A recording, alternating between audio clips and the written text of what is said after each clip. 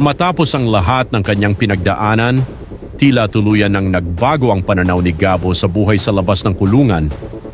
Dahil sa mga nakita at naranasan niya, mas naging malinaw sa kanya na hindi lamang siya ang kailangang lumaban para sa sarili niya. Sa labas ng kulungan, nakita niya ang isang mundong puno ng problema, mga taong nangangailangan ng tulong, mga inosenteng nadadamay, at mga masasamang loob na patuloy na gumagala at nagdadala ng panganib sa kanilang lugar. Dahil dito, nagdesisyon si Gabo na humingi ng tulong kay Paps. Hindi na lamang simpleng proteksyon ang kailangan niya.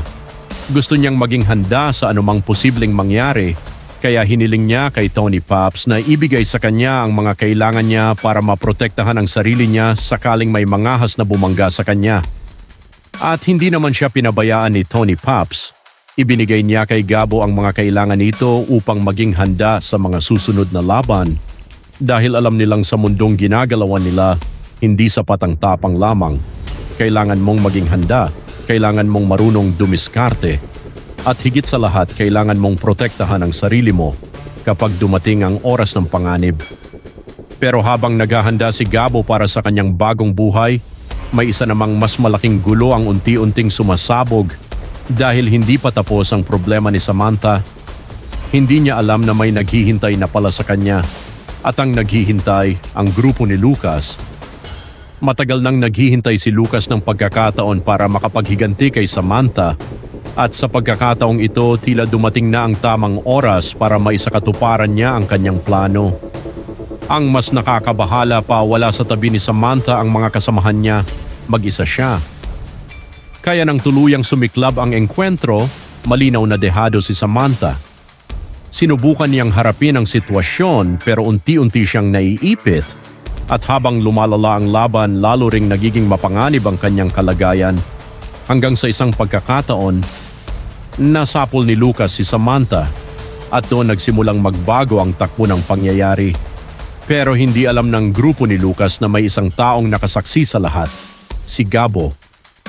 Habang napapadaan si Gabo sa lugar ng engkwentro, nakita niya mismo ang nangyayari kay Samantha at sa halip na ipagsawalang bahala ang kanyang nakita, agad siyang kumilos.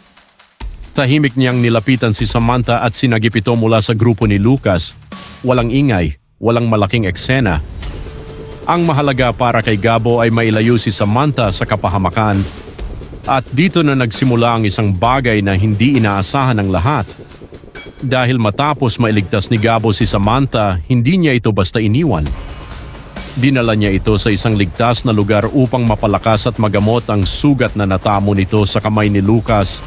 Samantala, wala namang kaalam-alam sina Ricardo at ang iba pa sa tunay na nangyari.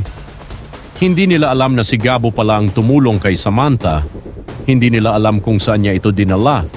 At higit sa lahat, hindi nila alam kung ano ang magiging epekto ng ginawa ni Gabo sa mga susunod na pangyayari. Dahil sa bawat hakbang na ginagawa ni Gabo, tila lalo siyang napapalapit sa isang mundong puno ng panganib.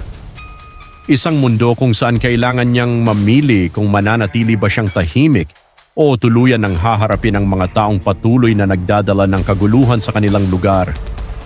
At ngayong hawak na ni Gabo ang kakayahang protektahan ang sarili niya at ang mga taong nais niyang tulungan. Ano kaya ang susunod niyang gagawin? At ano ang magiging reaksyon ni na Lucas, Ricardo at ng kanilang grupo kapag nalaman nilang si Gabo pala ang nagligtas kay Samantha? Abangan ang mga susunod na kaganapan. Maraming salamat sa inyong panonood.